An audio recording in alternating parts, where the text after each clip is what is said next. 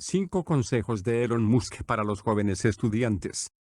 Musk, tan polémico como genial para muchos, ha sido comparado con una especie de Tony Stark por cómo ha unido tecnología y negocios para crear su enorme fortuna. Este ha ido poco a poco fundando y reconvirtiendo sus empresas en función de sus propias pasiones. Con esos ingredientes, son muchos los que desearían contar con los consejos de Musk para dirigir sus empresas de forma eficiente. El CEO de Tesla y SpaceX, Elon Musk, fue preguntado en un podcast llamado Lex Fridman, le preguntó a Musk, ¿qué consejo le darías para sus carreras a los estudiantes de secundaria y universitarios que te admiran y que quieren un impacto positivo en el mundo? Después de pensar unos segundos de pensarlo, dijo lo siguiente. You, like I mentioned with SpaceX, you give a lot of people hope, and a lot of people look up to you. Millions of people look up to you. If we think about young people in high school, maybe in college, what advice would you give to them about if they want to try to do something big in this world, they want to really have a big positive impact? What advice would you give them about their career, maybe about life in general? Try to be useful. Do things that are useful to your fellow human beings, to the world. It's very hard to be useful. Very hard. Are you contributing more than you consume? Can you try to have a positive net contribution to society? I think that's the thing to aim for. Not to try to be sort of a leader just for the sake of being a leader or whatever. A lot of the time, the people you want as leaders are the people who don't want to be leaders. So, if you can live a useful life, that is a good life, a life worth having lived. And like I said, I would encourage people to use the mental tools of physics and apply them broadly in life. They are the best tools. When you think about education and self-education, what do you recommend? So there's the university, there's self-study, there is hands-on, sort of finding a company or a place or a set of people that do the thing you're passionate about and joining them as early as possible. There's taking a road trip across Europe for a few years and writing some poetry. Which trajectory do you suggest? In terms of learning about how you can become useful, as you mentioned, how you can have the most positive impact.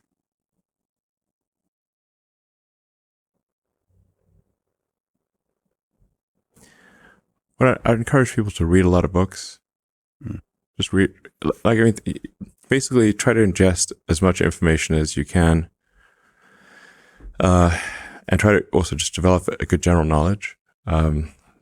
So you at least have like a rough lay of the land of the knowledge landscape. Try to learn a little bit about a lot of things. Because you might not know what you're really interested in. How would you know what you're really interested in if you at least aren't like doing a peripheral exploration of broadly of the knowledge landscape, and talk to people from different walks of life and different industries and professions and skills and occupations. Like just try learn as much as possible. Man's search for meaning. Isn't the whole thing a search for meaning? Yeah, what's the meaning of life and all, But just generally, like I said, I would encourage people to read broadly, in many different subject areas, and then try to find something where there's an overlap of your talents and what you're interested in. So people may be good at something, or they may have skill at a particular thing, but they don't like doing it. Mm-hmm. So you want to try to find a thing where that's a good combination of the things that you're inherently good at, but you also like doing. And reading is a super fast shortcut to figure out where are you both good at it, you like doing it, and it will actually have positive impact. Well, you got to learn about things somehow. So reading a broad range, just really read it. At one point when I was a kid, I read through the encyclopedia. So that was pretty helpful. And there are also things I didn't even know existed. Well, lots, obviously. And it's like as broad as it gets. Encyclopedias were digestible, I think, 40 years ago. Maybe read through the condensed version of the Encyclopedia Britannica. I'd recommend that. You can always skip subjects where you read a few paragraphs and you know you're not interested. Just jump to the next one. So read the encyclopedia or skim through it. But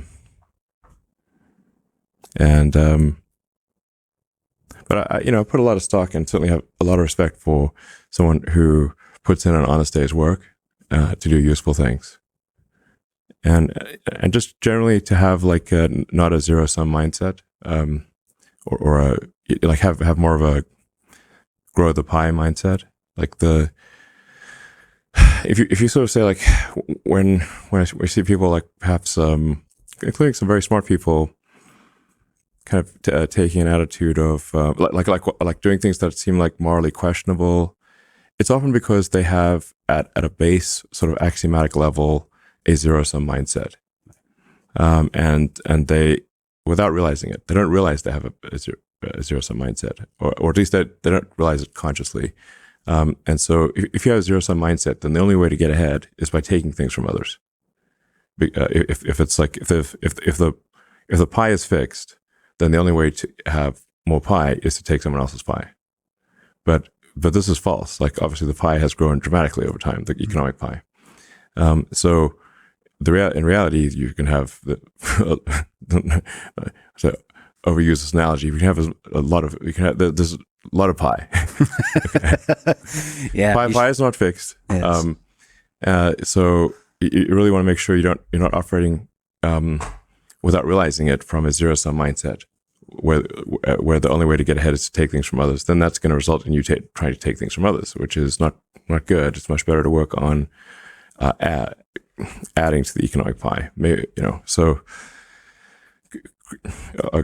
creating, like I said, creating more than you consume, doing more than you, So that's a big deal. I think there's a fair number of people in finance that do have a bit of a zero-sum mindset. I mean, it's all walks of life. I've seen that. One of the reasons Rogan inspires me is he celebrates others a lot. There's not creating a constant competition. There's a scarcity of resources. And what happens when you celebrate others and you promote others, the ideas of others, it actually grows that pie. I mean, the resources become less scarce. Mm-hmm. And that applies in a lot of kinds of domains. It applies in academia, where a lot of people are very see some funding for academic research is zero sum, and it is not. If you celebrate each other, if you get everybody to be excited about AI, about physics, about mathematics, I think there'll be more and more funding, and I think everybody wins. Yeah, that applies, I think, broadly. Yeah, exactly. So last question about love and meaning. What is the role of love in the human condition broadly and more specific to you? How has love, romantic love or otherwise, made you a better person, a better human being? Better engineer? Now you're asking really perplexing questions. It's hard to give a... I mean, there are many books, poems, and songs written about what is love and what exactly, what is love? Baby, don't hurt me. That's one of the great ones. Yes. Yeah. You've earlier quoted Shakespeare, but that's really up there. Yeah. Love is a many splendored thing. I mean, there's it's because we've talked about so many inspiring things, like be useful in the world, sort of solve problems, alleviate suffering. But it seems like connection between humans is a source. It's a source of joy. It's a source of meaning. And that's what love is, friendship, love. I just wonder if you think about that kind of thing. When you talk about preserving the light of human consciousness Right. and us becoming a multiplanetary species. I mean, to me at least, that means like if we're just alone and conscious and intelligent, it doesn't mean nearly as much as if we're with others, right? And there's some magic created when we're together. The friendship of it, and I think the highest form of it is love, which I think broadly is much bigger than just sort of romantic, but also, yes, romantic love and family and those kinds of things.